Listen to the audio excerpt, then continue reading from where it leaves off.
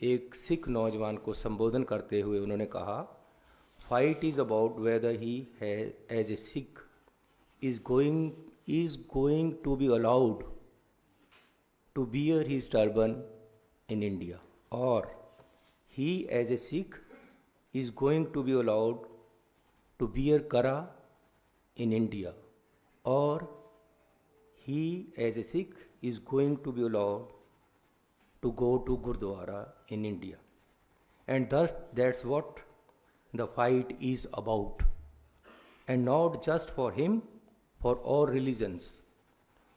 उन्होंने चिंता जाहिर की है कि जिस तरीके से देश में दलित, एससी, एसटी, ओबीसी और मिनॉरिटीज़ को ट्रीट किया जा रहा है, और जिस तरीके से इनके खिलाफ एक जहाज छेड़ा हुआ है बीजेपी ने हर तरीके से, आने वाले समय में ऐसा होगा या हो सकता है कि सिखों को टर्बन पहनने की भी अनुमति ना हो।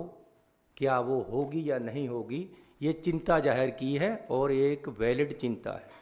उन्होंने सिक्खी की बात की है, सिखों के हक में बात की है, हम उनकी सराहना करते हैं।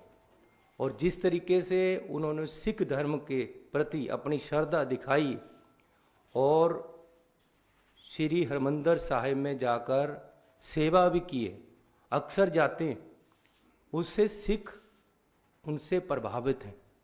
और ये जो जहाद अब जिस तरीके से बीजेपी इस उनकी जो स्टेटमेंट है इसको मिस इंटरप्रेट कर रही है, वो एक्चुअली क्या है, वो ये नहीं कह रहे हैं कि जी ये बाहर जाकर बोला है इसलिए बदनाम हो गए हम।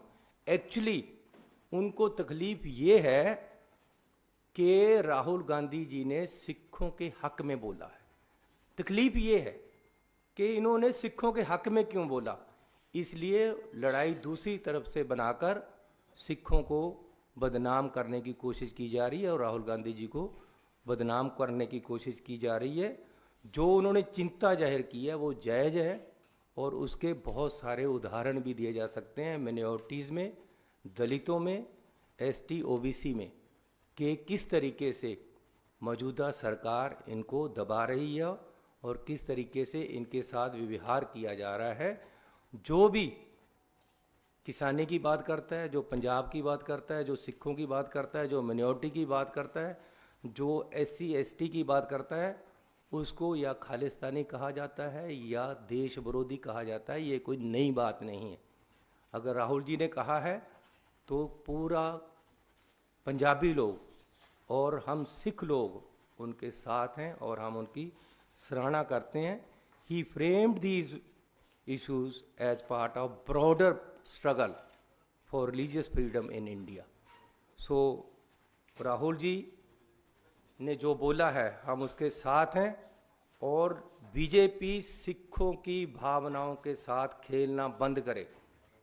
कुछ ऐसे सिख जो गद्दार तरीके से काम करते हैं बीजेपी में जाकर, उनको आगे खड़ा करके राहुल गांधी जी के जिस तरीके से खिलाफ बोला जा रहा है और धमकियां दी जा रही हैं और जान से मारने तक की धमकियां दी गई हैं, ये देश की डेमोक्रेटिक सिस्टम के लिए अच्छा नहीं है।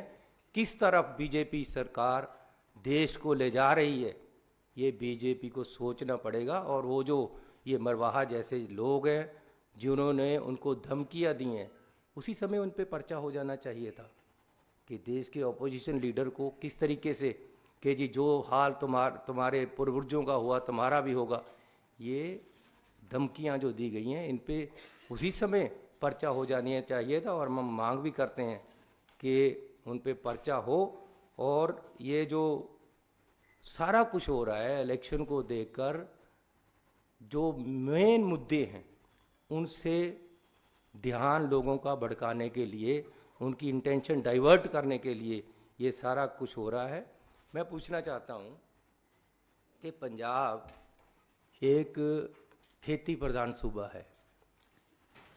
बहुत तरीके से पंजाब को उस वहाँ की अर्थव्यवस्था तहस नहस करने के लिए किसानों के खिलाफ कार्रवाइयाँ की जाती, उनके खिलाफ काले कानून लेकर आते हैं। इस बार भी ये चोने की फसल है, पैडी, वहाँ आज तक शैलरों में चावल रुल रहा है, उठाया नहीं गया। हर शैलर वाले को 1 से 10 करोड़ रुपए तक का घाटा पड़ गया है।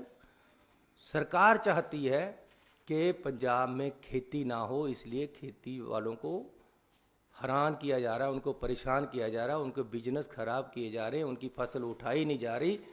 ये सारा कुछ पंजाब और पंजाबियत और सिखों को ख़त्म करने की एक बहुत बड़ी साजिश है, जो मैं आपके सामने रखना चाहता हूँ।